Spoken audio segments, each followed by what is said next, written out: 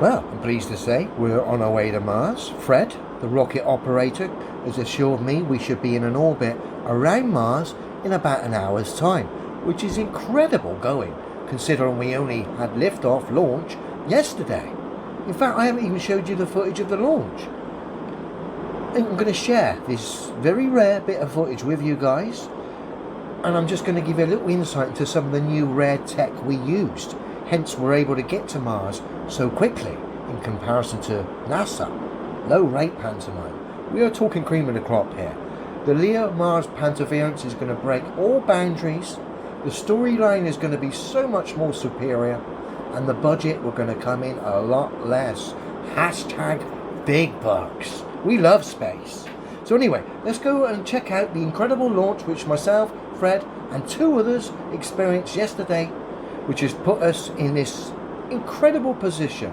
I'm humbled being allowed to travel in this incredible spacecraft, traveling to Mars at ridiculous speeds in untested, incredible futuristic tech. But let's just check and show you the launch from last night, which was incredible. Bit bumpy when we jettisoned the first stage. I've got a little bit of backache, but I did bring some DP, which seems to have done the trick. This is the only footage available of the Leo1 Mars pantoverance launch. Essentially, let me just explain the tech we're using here on the rocket, the Leo1.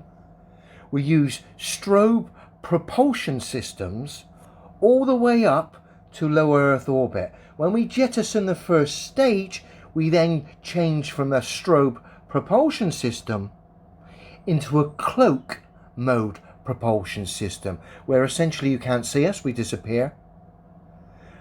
As a result of disappearing, there's less friction, less resistance. We're able to achieve ridiculous speeds.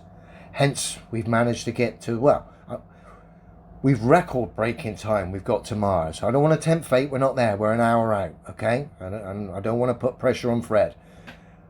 But this technology would seem to be the way forward as far as getting to imaginary spherical CGI planets in the heliocentric model. NASA took months and months.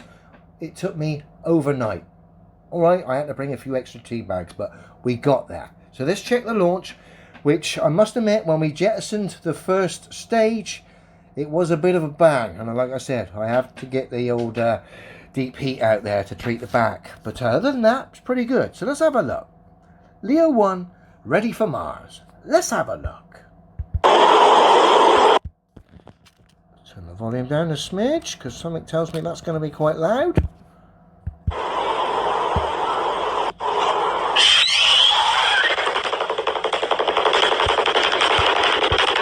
Obviously there you can see the strobe propulsion system working and giving us incredibly high speeds.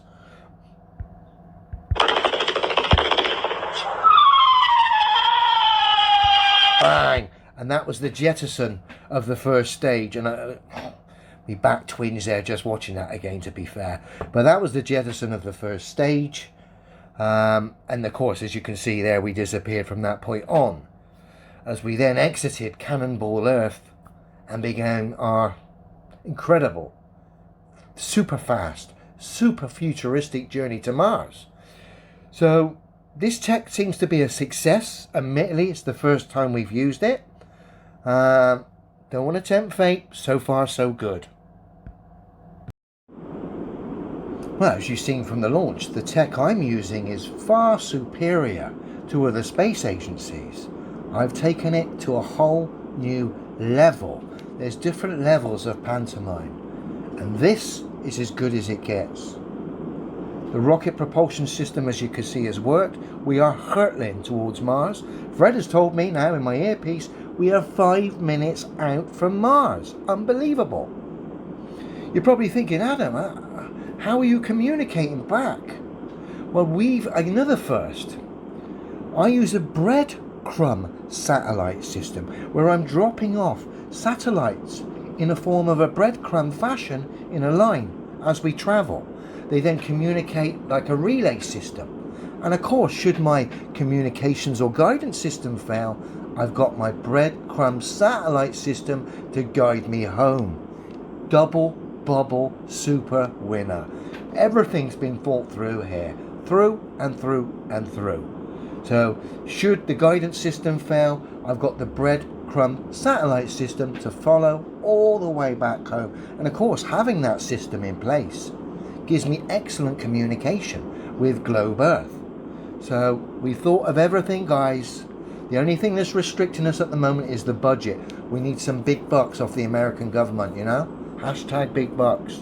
Anyway, I'm going to have to go shortly because I've got Fred in my earpiece here, so I need to buckle up because we're coming into an orbit around Mars. So bear with me, guys. Wow, it's safe for me to film now. We're in an orbit around Mars. Fred has assured me all is okay. All the tech seems to be responding in the correct fashion.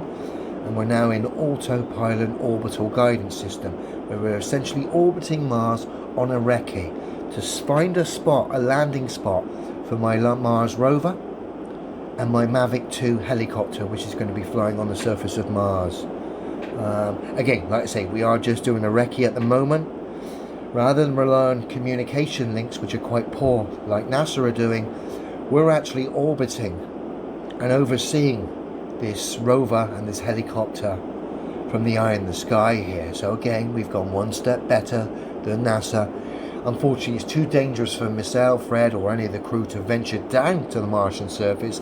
That would probably be a step too far at this point. Again, that would require more bucks from the American government. So, okay, if they want to take it that way, please feel free. But as you can see, from my bedroom window, my quarters, the view is incredible. And as you've seen from the journey I've shared with you so far with the Leo Mars Pantoverance, this is a scientific diary of the heliocentric truth, presented in all its CGI glory. So I'm going to start making massive amounts of money out of this.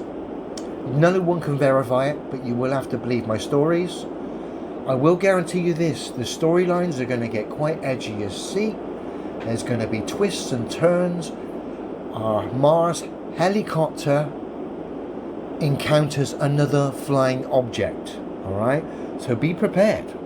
There's adventure, edge of your seat, and who knows what else to come. You just gotta believe.